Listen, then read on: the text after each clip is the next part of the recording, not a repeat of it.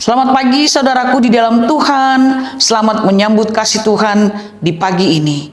Kita akan merenungkan firman Tuhan yang menjadi pelita kehidupan kita pada hari ini. Untuk itu mari kita berdoa. Kami sungguh bersyukur Tuhan, kalau Tuhan menghantarkan kami di hari ini, di pagi ini.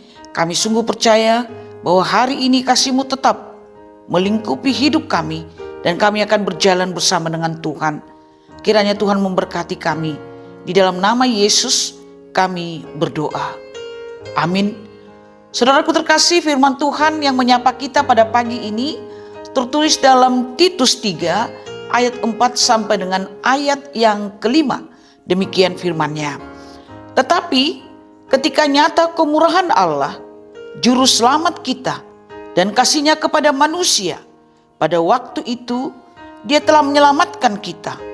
Bukan karena perbuatan baik yang telah kita lakukan, tetapi karena rahmat-Nya oleh permandian kelahiran kembali dan oleh pembaharuan yang dikerjakan oleh Roh Kudus.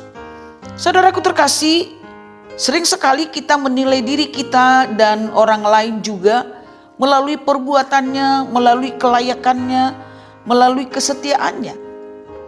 Namun tanpa kita sadari, kita sering juga memakai itu menjadi tolak ukur di dalam nilai iman kita. Kita menilai seolah-olah keselamatan itu adalah upah dari perbuatan kita. Padahal hari ini firman Tuhan mengatakan kepada kita bahwa keselamatan itu adalah murni anugerah Allah. Paulus mengingatkan bahwa keselamatan kita lahir dari kemurahan dan kasih Allah, bukan dari perbuatan benar yang kita lakukan. Allah lebih dahulu mengasihi kita ketika kita masih berdosa. Dia bertindak bukan karena kita pantas, melainkan karena Dia penuh kasih dan rahmat. Saudara terkasih, ini adalah surat Paulus kepada Titus, hambanya. Paulus menyuruh Titus supaya mengingatkan orang percaya pada saat itu, supaya taat kepada pemerintah dan yang berkuasa pada saat itu. Dikatakan mereka harus hidup taat dan siap melakukan setiap pekerjaan yang baik, dan harus hidup sesuai dengan kehendak Tuhan. Di dalam ayat 1 dan 3, Paulus menggambarkan dua hal penting yang harus diketahui oleh orang percaya pada saat itu. Yang pertama sekali adalah panggilan hidup orang percaya pada saat itu supaya tunduk sepenuhnya kepada pemerintah dan kepada yang berkuasa. Mereka siap melakukan yang baik, tidak memfitnah, tidak bertengkar, tetapi bersifat lemah lembut terhadap semua orang. Paulus mengajak jemaat pada saat itu untuk mengingat masa lalunya. Dia tidak akan bisa lagi seperti masa lalunya. Dia akan hidup di dalam kehidupan yang baru. Diingatkan juga bahwa mereka bukan lebih baik dari orang lain. Tidak bisa lagi tinggal di dalam kehidupan yang lama, tetapi dengan kehidupan yang baru. Itulah yang dinyatakan di dalam ayat 4 dan 5, saudara terkasih. Tetapi ketika nyata kemurahan Allah, katanya, tetapi menandai titik balik dari firman Tuhan, dari kehidupan orang Kristen pada saat itu. Saat kita masih berdosa, saat kita masih tersesat, Allah datang dengan kasih-Nya dan rahmat-Nya.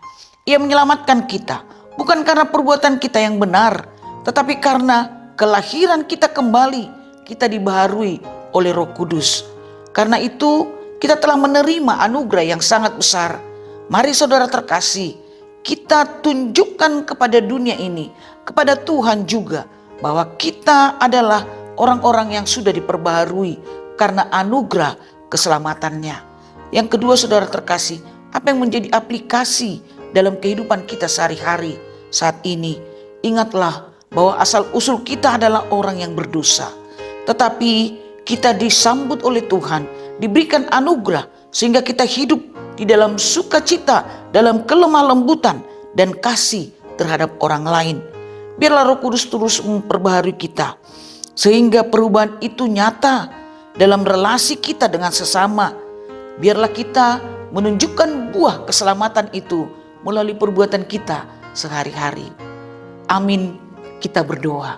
Kami bersyukur untuk firman-Mu bahwa kami adalah manusia baru yang sudah meninggalkan kehidupan yang lama. Maka biarlah kami hidup dengan lemah lembut dan mengasihi sesama kami. Terima kasih Tuhan, hari ini kami mau berjalan bersama dengan Tuhan. Kiranya Tuhan memberkati hidup kami. Amin. Kasih karunia dari Tuhan Yesus Kristus, anugerah dari Allah Bapa, dan persekutuan Roh Kudus memberkati saudara sekalian. Amin.